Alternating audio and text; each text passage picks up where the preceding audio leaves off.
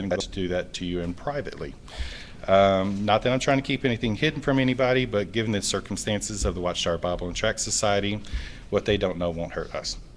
And so, and in all honesty and fairness, they can really go after information and find what they want to, but they would really have to dig. So I'm just not going to make it easy for them. So if any of you guys want it, ask me privately and I'll be glad to give it to you.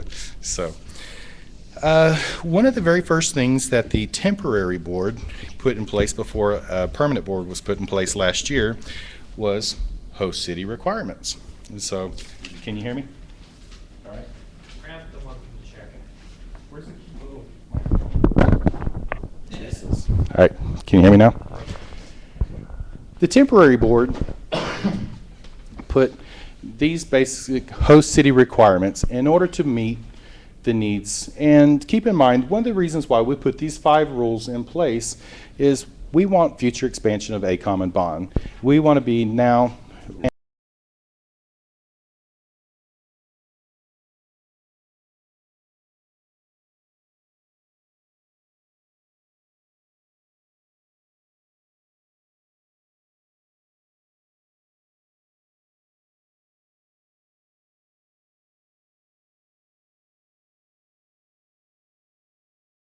and one of the reasons why we put that rule into place is, you know, if it costs $1,000 for round trip plane tickets, you know, it's probably not going to be cost effective for most people to attend.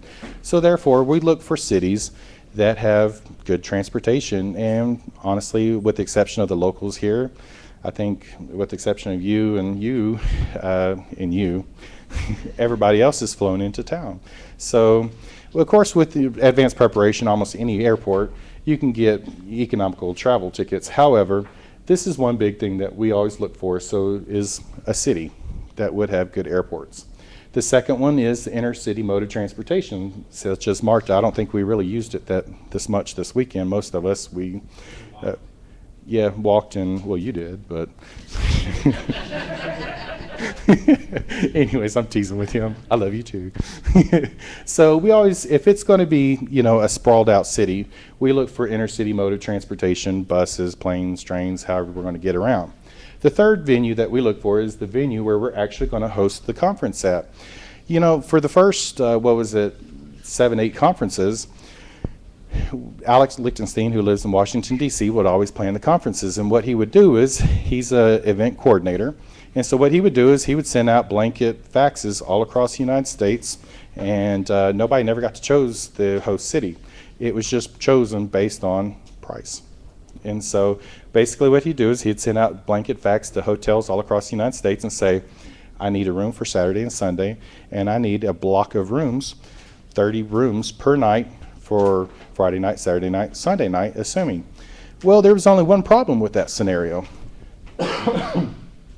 The problem was he had to guarantee those rooms. So if everybody that came into the city didn't rent all those 30 rooms, well, guess what?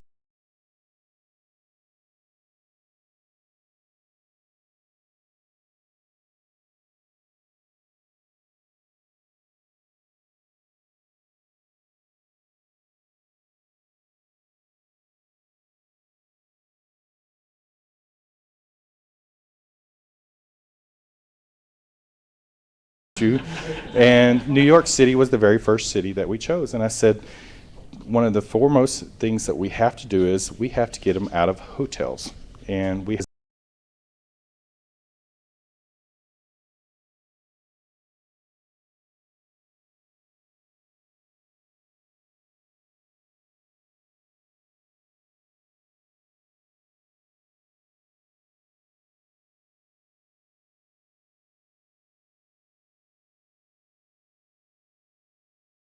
isn't even built yet. And so, but it finished right in time for us to have it, and it was really pretty awesome conference, actually. They finished about 3 weeks before the conference. Wow. Yeah, and they wouldn't even sign a contract with me just because they weren't for sure that they were going to be done in time, and we were like scrambling for, you know, backups in case it fell through. So anyways, and so suddenly we go from conference fees of $150 plus a night plus $100 to $150 a night hotel rooms down to let you choose your own.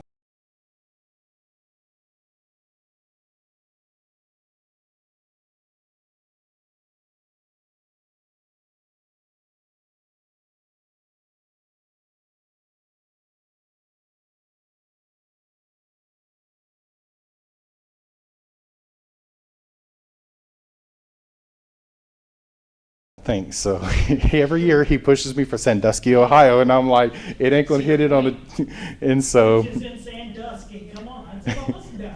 Jim every year's like, let's go stand on Joseph Rutherford's grave and have a conference. And I'm like, let's not. Let's just not.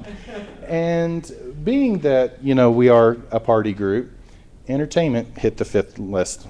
And so basically what we look for are gay-friendly establishments, bars, local sites and attractions, like a lot of the guys went to Coca-Cola Place today. So we look for things to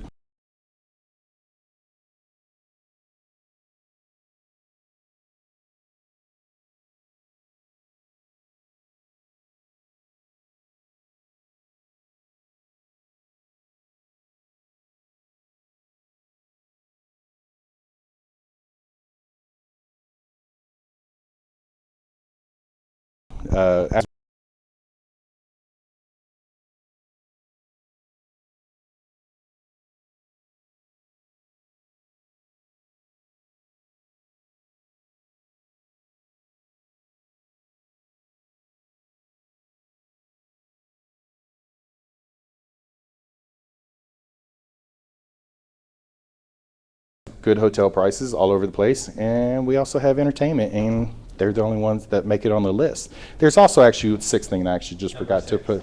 Number 6 was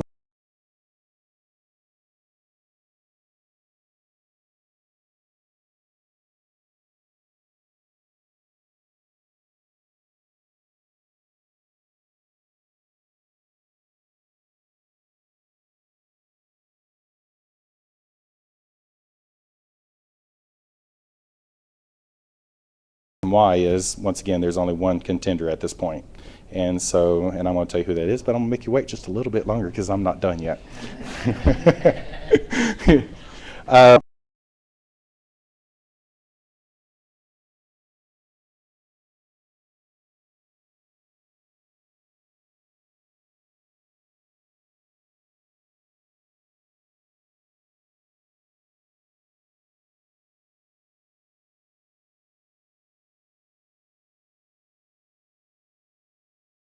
Conference is planned and executed after 6 months from today, basically is what I'm trying to say.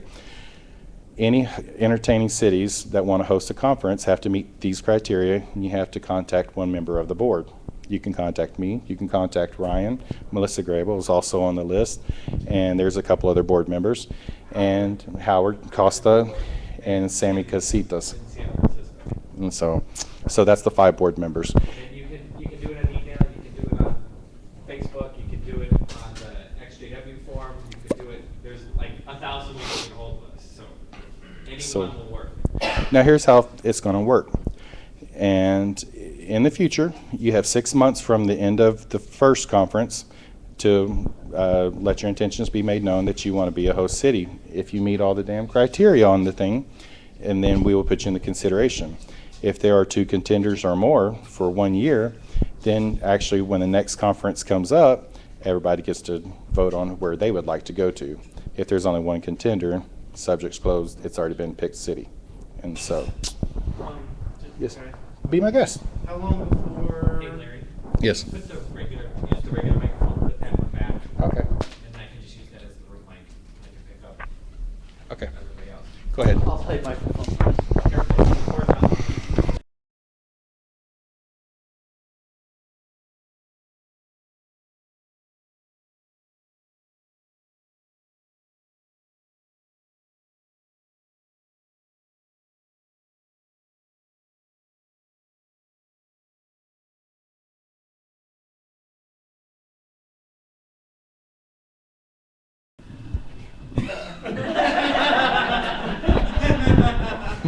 This is Okay, did you answer your question? if you ever get on a conference planning committee, it is truly a labor of love. No and, lie. and it is the hardest Oh, I know. work that you'll ever do. And after you do one, you're gonna want at least 5 years. I did Chicago. Chicago was my second conference, and I did Chicago, and I was just like, okay, I'm done. I'm not gonna be on the planning committee for a while.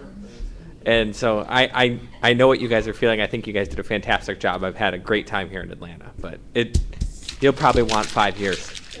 Dave? But if Atlanta said they wanted to do it again, we probably wouldn't complain. We'd say, okay, what can we do to help? You know, funny thing is, So- we have, excuse me, I've been sick as a dog all week. Y'all have to forgive me, please. So I'm like,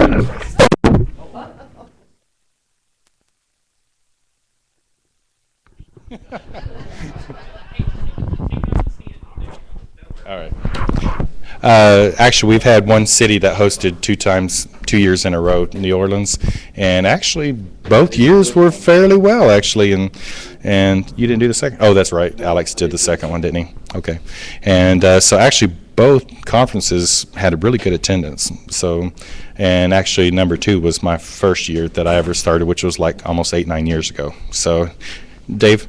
Just a question. We have the TAC 21 here, and I know there's hundreds of us around the country. So how are we going to get this information out to them? With them? I mean, because obviously the ACB group, people don't read that. So. I can't make a decision on my own. I don't speak for the board unless the board asks me to speak for the board. And so right now I'm speaking for the board, and I will address that issue with them. And I'm sure some type of email will, you know, I'll be more than glad to. You know, one of the reasons why I forgot to put number 6 up there, but it's very important that you have, and our rule is 2 members of ACB in a host city, because it's just, could you have done this by yourself? I did it before, but no. Yeah, it's very taxing. Larry, for what it's worth, if I can address that question, I'm in personal contact with somewhere between, I would say, 500 and 600 gay and lesbian XJWs around the world. Most of them are Facebook friends, and I sent them invites to this conference through Facebook. Now, a lot of people ignored the invites, you know, because you get bombarded with all sorts of stuff. So a lot of people didn't even see it. I'll be more than glad.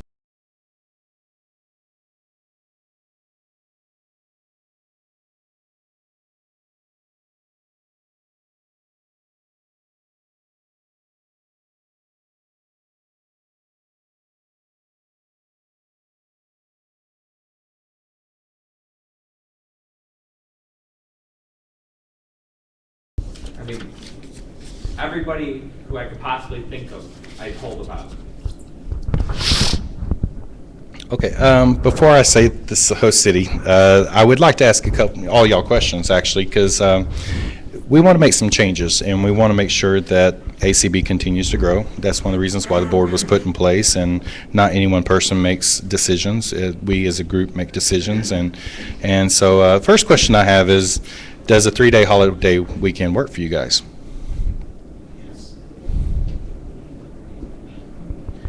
I think it'd be more for those who travel. I don't know. Yeah. For the most part.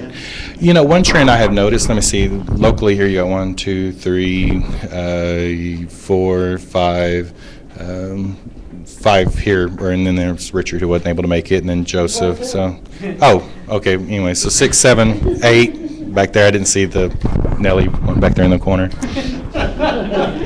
So basically, Atlanta group almost consists almost of about 40% of the total attendance for the weekend. So, and I saw the same thing in San Francisco. I've seen the same thing in Chicago, and I've seen the same thing in New York. And one trend I have noticed with this being, I think, 8th or 9th conference that I've been to, is that conferences don't so much as strengthen ACB itself.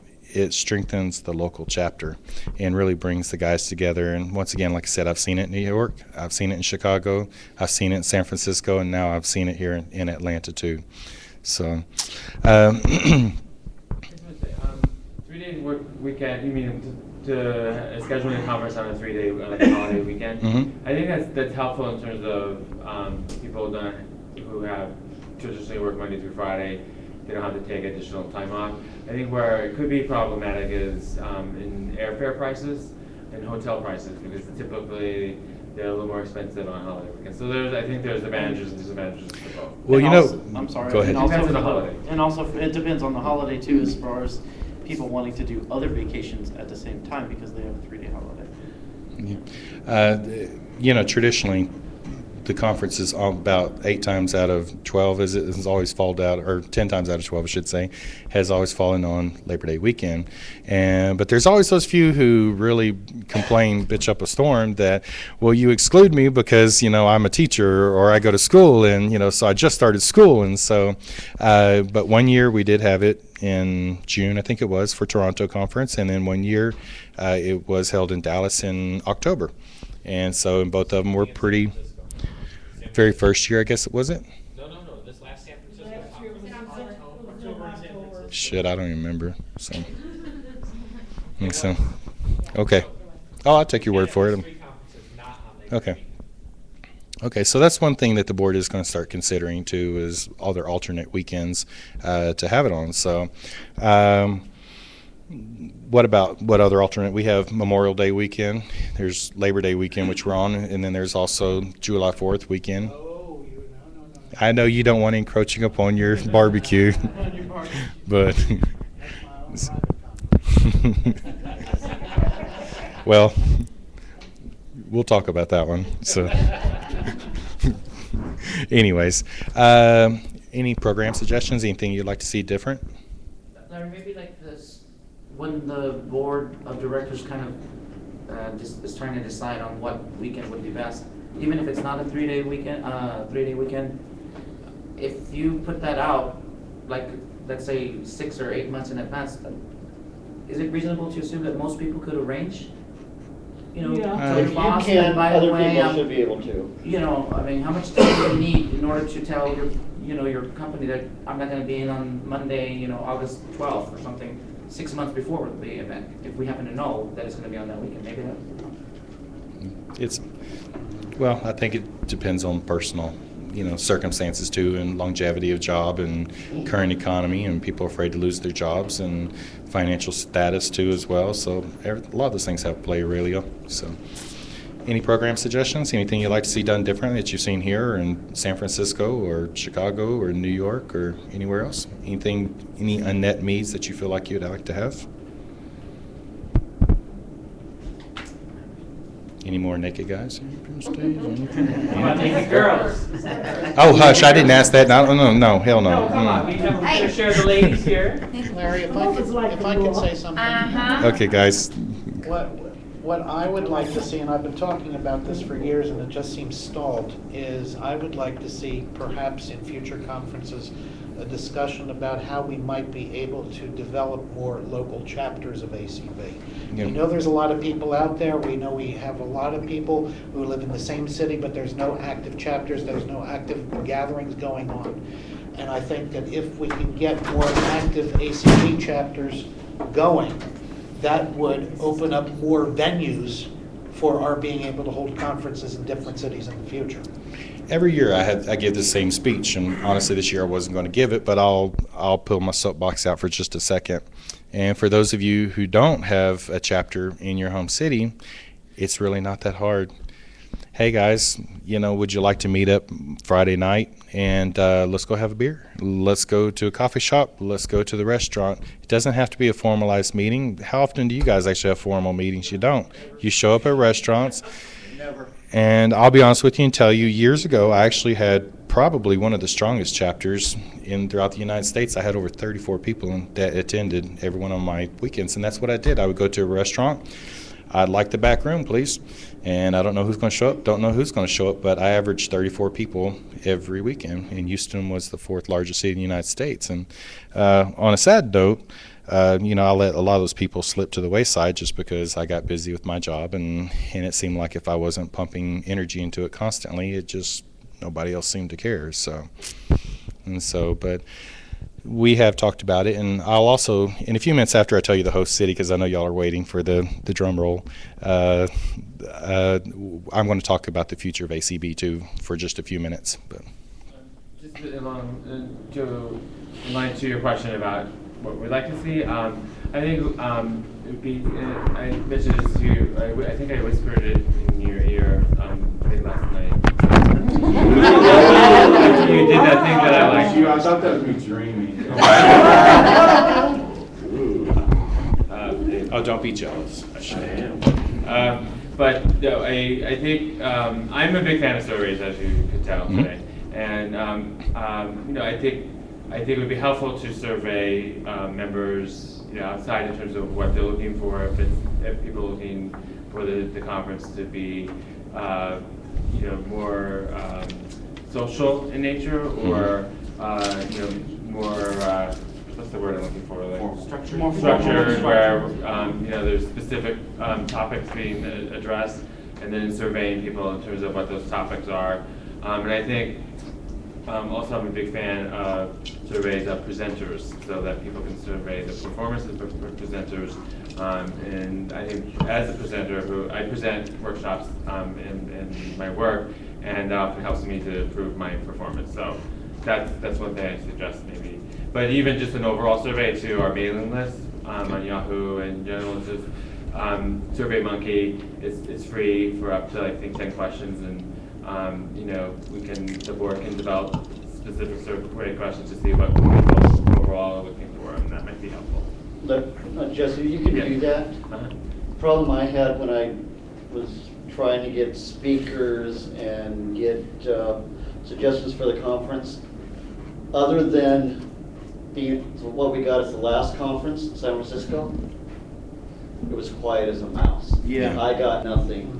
Yeah. I tried it on It's happened on to me many a Facebook, times. I tried it on Yahoo groups. Yeah. The best way I got speakers, as you know, is you guys post something, I jump on it and say, get your butt down here and speak on it. That's, everyone knows I'm pushy. I so. think one year, when Brian and I were planning, or we were helping plan, I should say, because there were several of us, we were planning the Chicago conference, and I mean, we had numerous speakers, everything from deprogrammers to lawyers to, lawyers that talked about, your medical directives, like what, what's his face? I forgot his name. George French did. And, and I mean, we had lawyers that planned, to come up to talk about writing your wills and protecting your partners and event, anything happens, and how to pass on your money and, financial investors. And I think all but like one of them, showed up. Yeah. So, That's the other thing so they it's cancel. just disappointing as hell. So, so that effort has been tried, and it just keeps falling through, so. I would like to see maybe some roundtable group discussions. Where people can ask other members, asking questions of each other and how they dealt with this or that or More whatever. formal. Or I have, I'm having this issue right now. Does anybody have any experience with this or any words of wisdom? Yeah. Things like that. Just, maybe for an hour, just have everybody give us. We actually did that in Chicago before the exorcism started in the back corner. So, I wasn't there, I don't know. I had a breakdown, but. no, he had a nuclear meltdown. Where Frank is doing that, we're like in this huge couch, and then there was like chairs, and everybody was kind of sitting in this round table, and Frank's getting really deep and personal with everybody, and I'll never forget Saul from Chicago was on my left, and he's over there. I mean, just very dramatic moment, and I'm trying to console him, feel bad, and forgot who was sitting on my right, and all of a sudden, out of the back corner of the room, I'm behind all the equipment. and all of a sudden, I'm just like, no. And about that time, Bob, his partner, walks the door, and I'm like, check your damn man. Check your man now. He's like, what? And I'm like, get him out of here. Now, speaking of the Chicago conference, Mhm. there was that group from Canada that came down to make Mhm. that film. I mean, it looked pretty serious. They had tripods and booms and everything. Yeah. Technical difficulties. Supposedly, there was something that happened to the sound, and the sound didn't come through, and I don't know how legitimate the Rose was her name, Rosa or something. Ruby, thank you. Ruby really was, and I do know enough about documentaries and making them that usually people front their own money to make a documentary, in which Ruby was, and then really the real job is trying to sell the documentary to and so maybe, the sound issue compiled with, her lack of experience, Not to get off the subject, but there is a documentary in the works right now. Let's talk about that later. Stefan from, some of you may remember him from the New York conference. Yes, he's in Okay. LA. Yeah, Hey, that's Jim, right. let's do that later. Yeah. So we'll talk, because I've still got another list of things to go through and get everybody out of here. So would everybody like to know where the next city's going to? Yay. Okay. Not really. Once again, I'm going to go down the list, and I'll tell you why the city was picked. We have the host city that was picked has 2 airports. Intercity mode of transportation, I laugh at just a little bit, but taxi cabs are good, and really, the venue, the host city, the hotels, the venues, and the transportation are all like in just one cluster, and so are all the Great Finley bars and sites and attractions. And then there's also several people in the area, so would anybody like to know where it is? So, on behalf of the board, we would like you to come to Houston next year. Do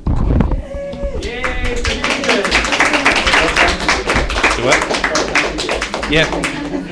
Honestly, I've always took a back seat, and I really never wanted the host city to be Houston. I didn't. So, but in all honesty, with keeping with the 6 rules, I didn't want to go to New York and ask them to put on another conference if they weren't ready to, and think maybe San Francisco might be a little too premature, and surely.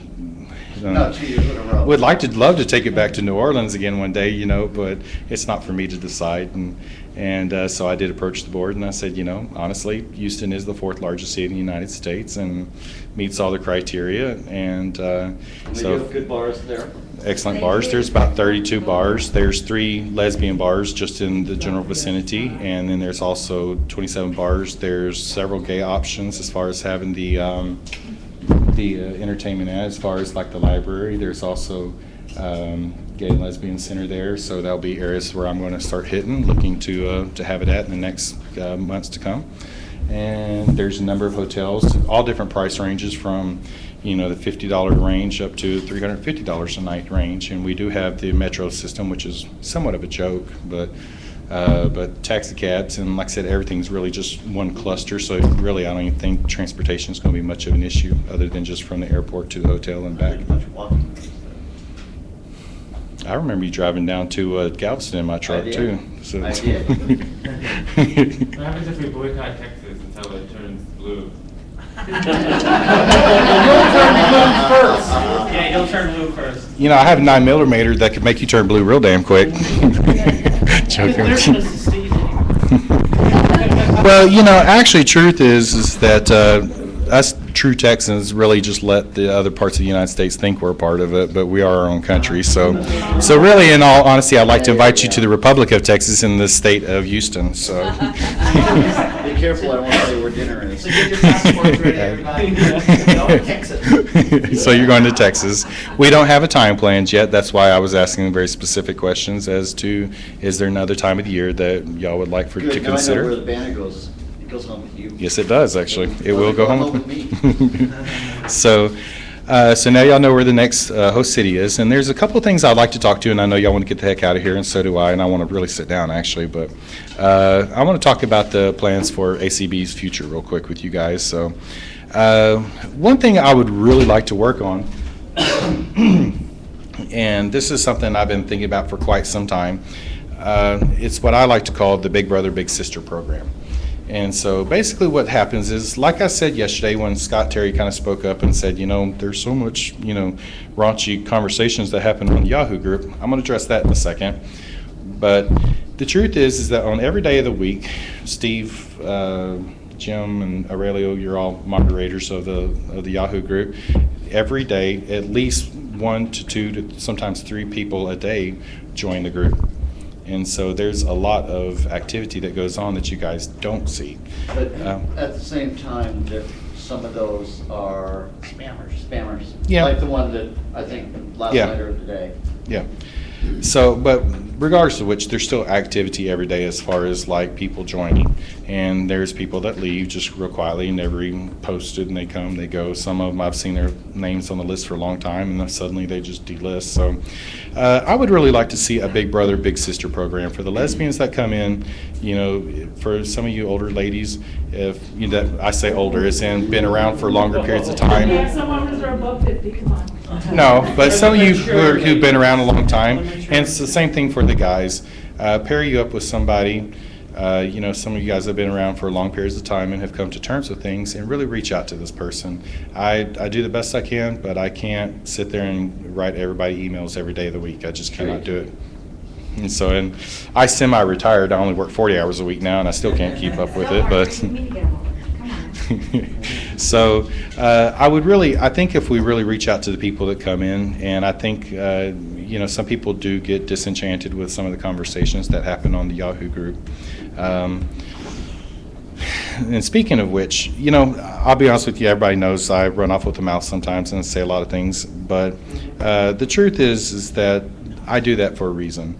And the reason is that for those of us who've been around for a long time, Steve, Jim, you know, looking through the list, Lejeune's been around for a long time, Dave's been around, and Ryan, you know, we see the same redundant conversations over and over and over again. Different face, different place, but it's the same redundant conversations over and over again. And I want the guys who've been around for a long time to stay here. So not only do we get to form partnerships when we're here face to face, but me cutting up and being a goof and talking crap sometimes is my way of just like bringing a little bit of hilarity to the group.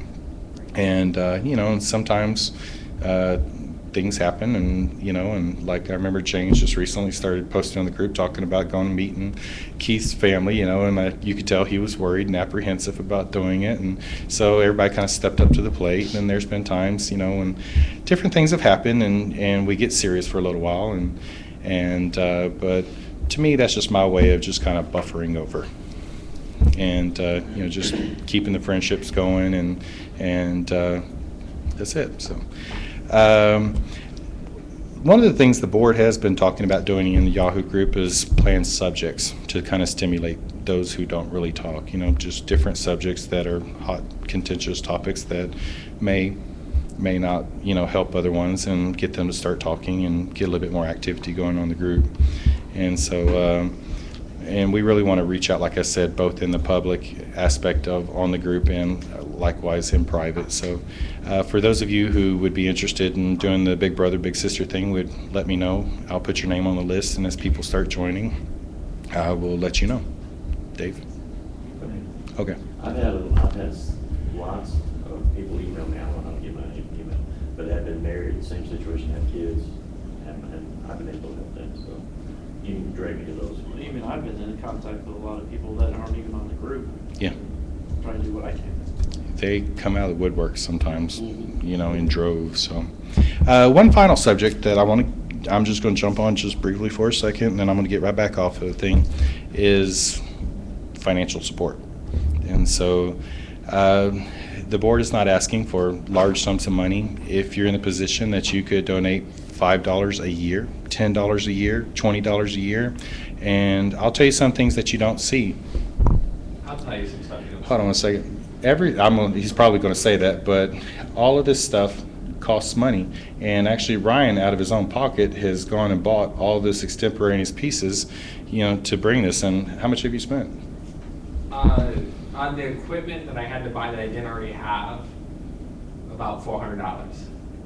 Total, I probably have a couple $1,000s of stuff here between the camcorder, the laptop, and everything else. So. And I also, buy a new piece every year. I was hoping to have wireless microphones this year, but they were very expensive, and the ones I bought were malfunctioning, so I couldn't use them. So. And also, he lugs this crap around in airports, and now this year he mailed it to UPS, yeah, and so And I that's gotta ship it another back, additional too. expense. And I And so- need your guys' help. So. And we're not asking for anybody to commit anything. There's another thing, you know, conferences cost. You guys don't understand. I think y'all got this facility for free, but We did. regardless of which, you know, did y'all have to put a deposit up? No. Okay. Because we've, up until now, and we still are a nonprofit. Mhm.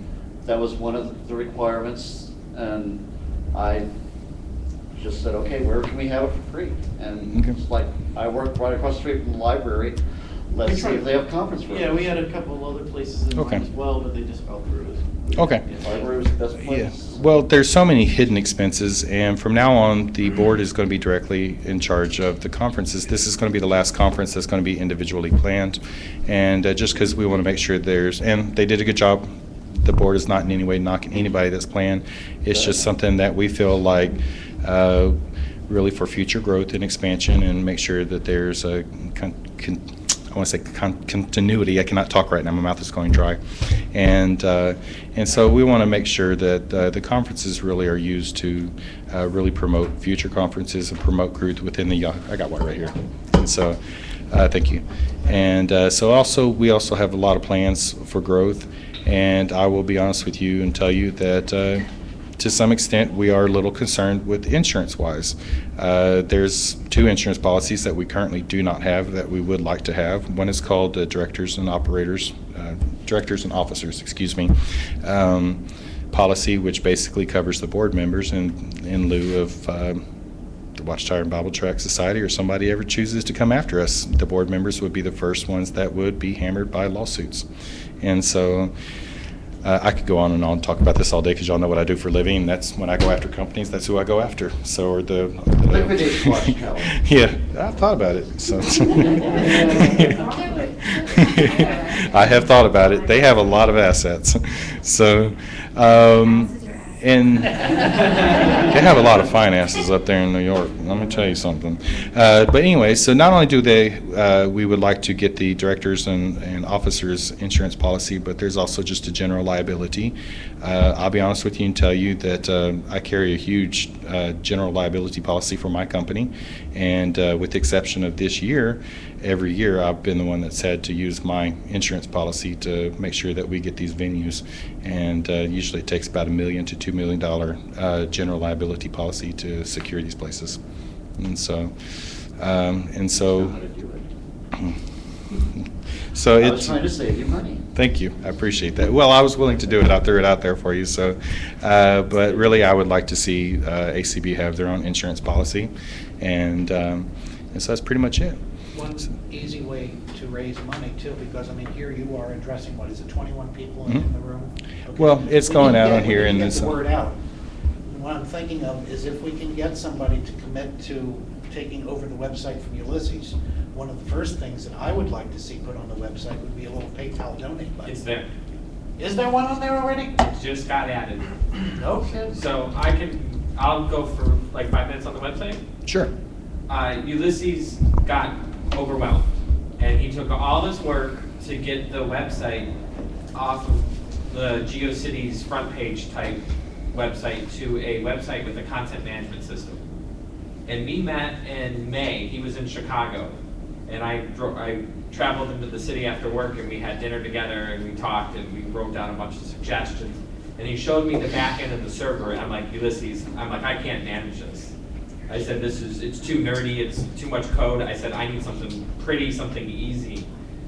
And so he's working on it right now. I actually have screenshots from him of switching it over to WordPress. And WordPress is a content management system which will hopefully allow for us to have multiple moderators, and you don't have to know any code at all. You just type what you want to type in there, and you hit publish.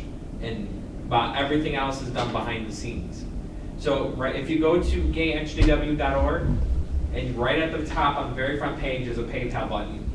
You click on it, you can donate to it. Frank M sent me a check, and so I deposited that check. But that PayPal link is up there. You can put in any amount. You can pay with your credit card. Where do those donations go? They go directly to the treasurer's account, which is my account.